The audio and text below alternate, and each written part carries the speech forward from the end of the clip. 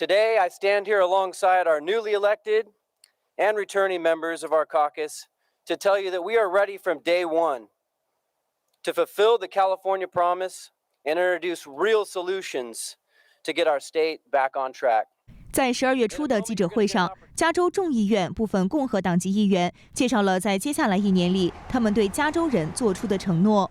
My first policy measure allows the annual gas increase to be suspended. You all know that it takes effect automatically every July 1st. And when higher gas taxes impose a high undue burden on low-income and middle-class families, this simply must change. As inflation drives up the cost of living, the legislature must do everything in our power to reduce pain at the pump.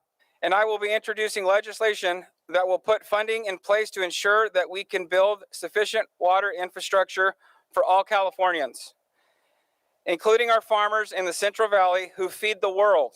在公共安全方面，州众议员狄克逊希望监狱能公开被减刑犯人或者提前释放囚犯的公开记录。It is important that Californians are privy to know how the department is using its discretion. Simply asking for transparency, we are simply asking for transparency for the background, for the programming records of the individual incarcerated individual. When an inmate serves less than half of his or her sentence, the public is entitled to know why that is the case. On public safety, I will be introducing legislation to restore the pre-Proposition 47 penalties on repeat petty theft offenders, essentially allowing for a felony if the offender has 3 or more prior convictions.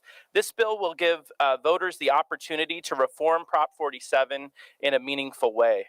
另外，许多共和党议员也不满加州目前对毒贩的量刑原则。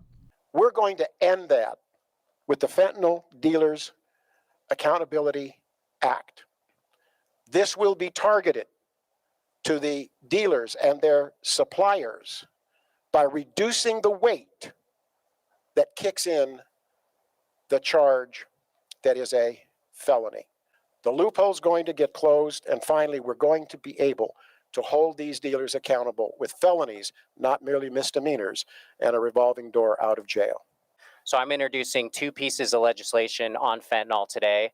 One of them will advise traffickers of fentanyl that they can be charged with murder if somebody dies as a result of fentanyl poisoning.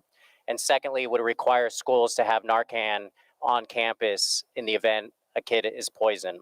学校方面，除了保护学生的安全，他们也想增加教育拨款，并改变贫困学生的转学机制等。另外，游民问题、野火问题等也是他们关注的议题。新唐人电视台记者李佳音综合报道。